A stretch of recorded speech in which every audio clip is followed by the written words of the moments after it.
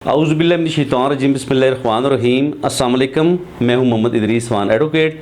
दोस्तों, आज का जो हमारा टॉपिक है वो है बच्चों का वालिदैन की तरफ से अदल का हक़। जो दीन इस्लाम ने औलाद को अदल का हक़ दिया है पेरेंट्स की तरफ से, उस पर हम थोड़ी सी आज बात करेंगे। और याद रखें, बच्चों का यह हक़ है कि वालिदैन की तरफ से उनके साथ अदल किया जाए। हज़रत नुमान बिन बशीर रज़ी अल्लाह ताला अन्हु फरमाते हैं, रवायत करते हैं कि उनके वालिद उन्हें लेकर बारगाह रिसालत सल्लल्लाहु अलैहि वसल्लम में हाज़िर हुए। फिर अर्ज़ की कि या रसूलल्लाह सल्लल्लाहु अलैहि वसल्लम, मैंने अपने इस बेटे को एक ग़ुलाम दिया है। इस पर आप सल्लल्लाहु अलैहि वसल्लम ने फरमाया, क्या तुमने अपने हर बेटे को ऐसा ही ग़ुलाम दिया है? तो अर्ज़ की, नहीं या रसूलल्लाह। जिस पर आप सल्लल्लाहु अलैहि वसल्लम ने फरमाया, तो फिर इससे वापस ले लो।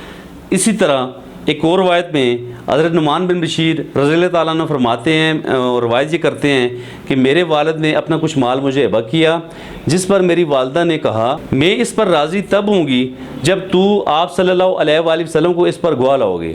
इस पर मेरे वालिद हज़ूर सल्लल्लाहु अलैहि वसल्लम की खिदमत में हाज़िर हुए तो आप सल्लल्लाहु अलैहि वसल्लम ने इरशाद फरमाया, क्या तुमने अपनी सारी औलाद को ऐसा ही दिया है? मेरे वालिद ने कहा, नहीं।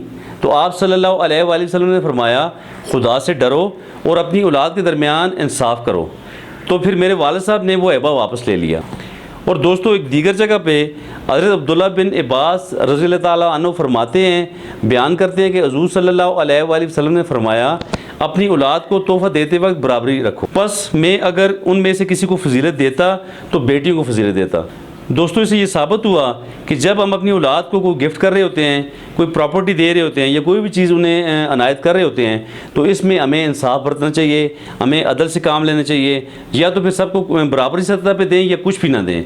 तो बहरहाल बाज़ औक़ात हमारी औलाद में से कोई हमें ज़्यादा लाडला होता है, उसके साथ हम ज़्यादा भी कर रहे होते हैं। लेकिन अगर दीगर बहन भाइयों की इजाज़त से कोई बात हो जाए तो वो अलग बात है, वरना दीन इस्लाम हमें बराबरी की बात बताता है, बराबरी का दर्स देता है। तो हमें इन चीज़ों का ख्याल रखना चाहिए।